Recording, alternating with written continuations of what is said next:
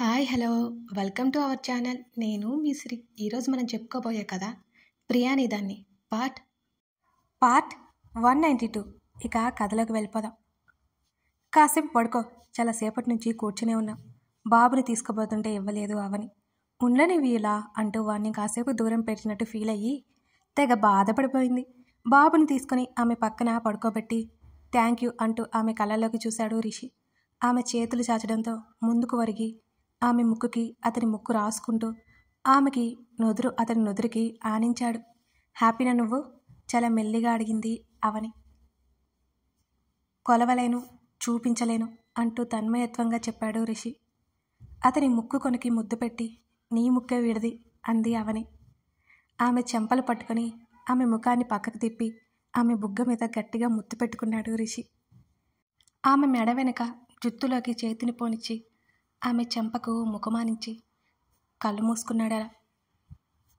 ఆమె pain feel అవుతున్న దృశ్యం అతనికి కనపడుతోంది. ఇంకా ఒక స్త్రీ ఎంత బలమైనదో, ఎంత ధైర్యవంతురాలో ఆ క్షణం అతనికి ఇంకా ఇంకా బోధపడింది. ఆమెకేమైనా అవని భూమి మీదకి ఒక ప్రాణం తీసుకురావాలని ఆరాటం అవనిలో అతను చూశాడు. 2 చేతులు ఆమె చెంపల మీదకి చేర్చి ఆమె తలను తనకి హత్తుకున్నాడు మరింత అపురూపంగా. బాబు మెల్లిగా ఏడుపు లంకించుకున్నాడు. ఇద్దరు దూరం జరిగారు. ఆకలి వేస్తుందేమో, నేను సోనాల్ని తీసుకొస్తా అంటూ వెళ్ళిపోతున్న అతని చేతిని పట్టుకుని ఆపింది అవని. డాక్టర్ గారు ఆల్రెడీ చెప్పారు అంటూ లేవబోతుంటే ఆమెను నెమ్మదిగా లేపి కూర్చోబెట్టాడు రిషి. కూర్చోగలవా అని అడిగాడు. వర్రీ అవ్వకు, బాగానే ఉన్నాను, అసలేం లేదు ఇప్పుడు, కాకపోతే కాస్త నీరసంగా ఉన్నట్టుంది అంది అవని. ఆమె ఒడిలో బాబుని ఇచ్చి అమ్మని కానీ ఆంటీని కానీ పిలుస్తాను అంటూ బయటికెళ్ళిపోతే చిన్నగా నవ్వుకుంది. మర్నాడు సాయంత్రానికి అవనిని డిశ్చార్జ్ చేశారు. బాబు ఇంటికి వచ్చాడని తెలిసిన దగ్గర నుంచి ఎవరో ఒకరు చూడ్డానికి వస్తూనే ఉన్నారు. ప్రదీప్, ప్రతిమ వాళ్ళు కూడా చూడ్డానికి వచ్చారు. విషయం తెలిసి వాళ్ళ ఇంటికి వచ్చేసరికి అవని తమ్ముడు కూడా దిగిపోయాడు. ప్రతి రూపాయిని జాగ్రత్తగా ఖర్చు పెట్టి మనీ కూడా బావగారి చేత ఫ్లైట్లో అప్పటికప్పుడు వాలిపోయాడు. మరి తన అక్క, తన మేనల్లుడు ఆనందం పట్టట్లేదు. ఫ్రెష్ అయిన వెంటనే అక్క గదిలోకి పరిగెత్తాడు. రిషి వడిలో బాబు ఉంటే అవని పక్కనే కూర్చొని అతని భుజం మీద తలవాల్చి చూస్తోంది ఆ బాబుని. వాళ్ళని అలా చూసి అక్కడే ఆగిపోయాడు అవని తమ్ముడు. చిన్నప్పటి నుంచి తన కోసం ప్రతిక్షణం కష్టపడుతూనే ఉంది తన అక్క. తను బాగా చదువుకొని తన అక్కని మహారాణిలో చూసుకోవాలనుకుంటున్నాడు. కానీ తన బావ తనకి ఆ అవకాశం ఇవ్వలేదు. తలుపు కొట్టాడు. తల ఎత్తి చూసింది అవని.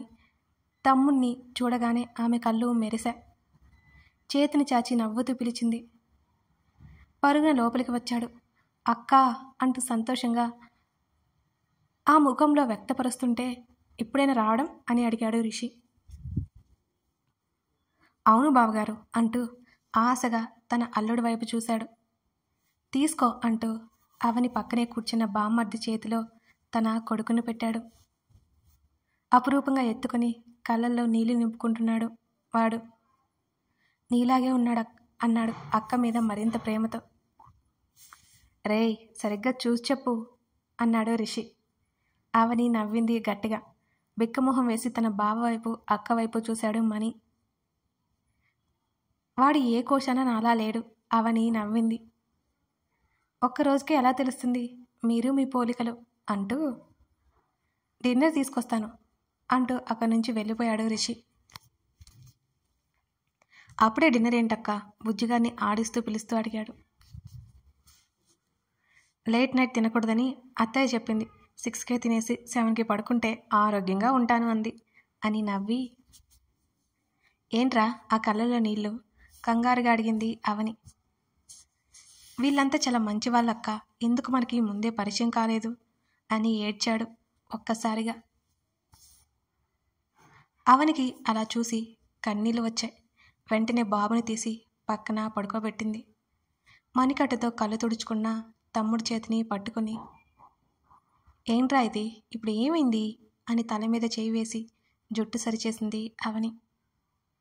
ఏమో, అన్నీ గుర్తుకొచ్చాయి నాకు. నువ్వు నాకు, నేను నీకు తప్ప ఎవరూ లేరు. ఇప్పుడు అందరూ ఉన్నారు, నేను బాగా చూసుకుంటున్నారు, ఇలా బాగుంది అన్నాడు గట్టిగా కళ్ళు తుడుచుకుంటూ. అవనికి గొంతు పట్టేసినట్టయింది. తన తల్లిదండ్రితో తను అయినా కాస్త సమయం గడిపింది కానీ తన తమ్ముడికి అవి ఏమీ గుర్తులేవు కూడా. చిన్నప్పటి నుంచి తను ఏది చెప్తే అదే విన్నాడు. కఠినంగా ఉన్న మౌనంగా భరించాడు. ఇప్పుడు అన్నీ అర్థం చేసుకునే అంత పెద్దవాడైపోయాడు. తమ్ముని హత్తుకొని తల నిమిరింది అవని. నేను చాలా సంతోషంగా ఉన్నాను, ఉంటాను కూడా. నువ్వు హాయిగా చదువుకుని బోలెడు సాధించాలి అంటుంటే. ఇంకా అవలేదా నీ క్లాసులు? రిషి లోపలికి వస్తూ అన్నాడు. ఆమె కన్ను చివర తడి టక్కున తుడిచేసుకుంది అతను చూడకుండా. చదువు ముఖ్యం సార్, అదే చెబుతున్నా అంది. అప్పటి వరకు జరిగిన సంభాషణ అతనికి తెలియడం అనవసరం అనిపించి. మీ అక్క మాటలు పట్టించుకోవద్దు, చదువుకోవాలి, అలాగని బుర్రపోయేలా కాదు, ఓకే అన్నాడు రిషి. మణి నవ్వుతూ తలాడించాడు. రిషి కాలేజీ విషయాలు అడుగుతుంటే చెప్పాడు. మరోవైపు అవనికి స్పూన్తో తినిపిస్తున్నాడు రిషి. అవన్నీ వాళ్ళిద్దరికీ కొత్త కాకపోయినా తన అక్క అంటే బావకి ఎంత ప్రేమో అర్థమవుతోంది వాడికి. మేనల్లుని మరి కాసేపు ముద్దు చేసి గదిలో నుంచి బయటికి వెళ్ళిపోయాడు. కాలు పట్టినట్టున్నాయి, కొంచెం నడుస్తాను అని అవని అంటుంటే ప్లేట్ పక్కన పెట్టి చేతినందించి దిగమన్నట్టు చూశాడు. ఆమె దిగే లోపల ఆగు అనడంతో అవని కాళ్ళు పైకి పెట్టుకుంది. ఏమైందా అన్నట్టు బెడ్ కింద ఉన్న చెప్పులు బయటికి లాగి ఇప్పుడు దిగు అంటూ ఆమె చేతిని పట్టుకునే ఉన్నాడు రిషి. అతనితో పాటు పక్కన అటు ఇటు నడుస్తోంది. తలకి నడుముకి గట్టిగా కట్లు వేసి పెట్టింది రాధారాణి. తీస్తే ఒప్పుకోనని గట్టిగా చెప్పింది. నీరజ్ కూడా అక్కడే ఉంది. సూర్యుడు పూర్తిగా అస్తమించేశాడు. చంద్రుడు సరికొత్తగా ఉదయించాడు. ఆ శశికిరణాలు నేరుగా ఆ గదిలోకి ప్రసరిస్తున్నాయి. ఆ జంట ముఖంలో కొత్త కాంతిని బహిర్గతం చేస్తున్నట్టున్నాయి. రోజులు నెమ్మదిగా గడుస్తున్నాయి. నార్మల్ డెలివరీ అవడంతో అవని త్వరగానే యాక్టివ్ అయిపోయింది. రిషి రెగ్యులర్గా ఆఫీస్కి వెళ్ళడం మొదలైపోయింది. అవని కొడుకుని చూసుకోవడంలో బిజీ అయిపోయింది. ఆమె కోరుకున్న జీవితం, తన భర్త తన కుటుంబంతో తను లీనమైపోవాలి. ఇదే కదా ఆమెకు కావాల్సింది. రాధారాణి బుడ్డిగాన్ని అసలు వదిలిపెట్టలేదు. వాడు ఇంత లేడు, అప్పుడే వాడికి ఎన్నో సౌకర్యాలు. అత్తమామలు చేస్తున్న గారానికి అవనికి ముచ్చటేసింది. ఇంతకు ముందులా నారాయణ్ ఏ పని నెత్తిన వేసుకోవడం లేదు. ఆ ఉదయాలు సాయంత్రాలు మనవడిని చూసుకోవడంతో బిజీ అయిపోయాడు. సాయంత్రం తండ్రి రాగానే ఇంకా గారం ఎక్కువైపోయింది వాడికి. ఓ రోజు సమీర కాల్ చేసింది.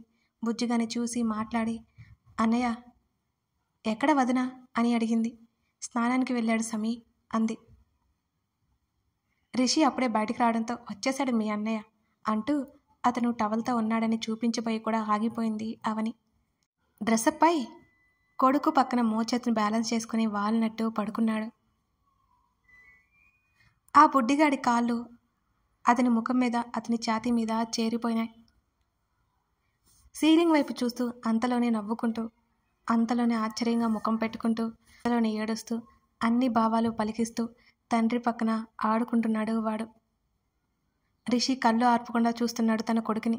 అవని సమీరతో మాట్లాడుతూనే ఉంది. వాళ్ళ సంభాషణ తెగలేదు.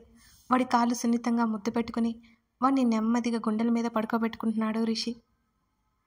అతని నుంచి దీర్ఘమైన నిట్టూర్పు ఒకటి వెలువడింది. వదినా, నా కడుపు కోసం కూతుని కంటావనుకుంటే కొడుకుని కన్నావేంటి? సమీర సరదాగా అడిగింది. నేను కూడా కూతుర్నే ఇచ్చేద్దాం అనుకున్నాను, కానీ ఏం చేద్దాం, నా బుజ్జిగాడు వచ్చేసాడు నా కోసం అని బెడ్ మీద అడ్డంగా వాలి రిషి పొట్ట మీద తల పెట్టుకుంది అవని.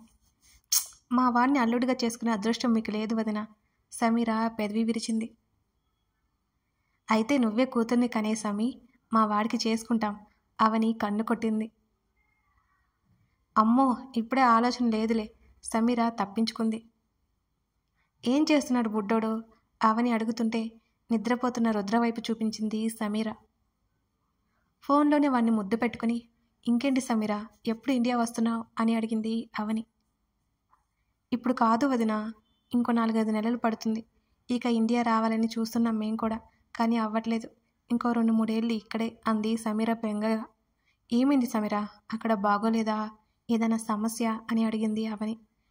ఇక్కడ ఒంటరిగా ఉండి పిచ్చి పట్టేలా ఉంది వదినా, అది నాలాంటి వాగుడికాయకి. ఆయనకు కూడా ఇక్కడ నచ్చడం లేదు, బోరు కొట్టేస్తుందని చెప్పాలి. సమీర నవ్వింది. అవని ఇంకా ఎక్కువ అడగలేదు. మా వాడికి 6th మంత్లో ఏదో ఉంది అని అత్తయ్య అంది. అప్పుడు నువ్వు ఖచ్చితంగా రావాలి. ఇప్పటికి నుంచే ప్లాన్ చేయి అవని ఆర్డర్ వేసింది ఆడపడుచుకి. సరే వదిన, తప్పకుండా వస్తాను. ఒకసారి నా అల్లుని చూపించు. సమీర మాటలతో పడుకొని కళ్ళు మూసుకుని ఉన్న తండ్రి కొడుకులను చూపించింది అవని.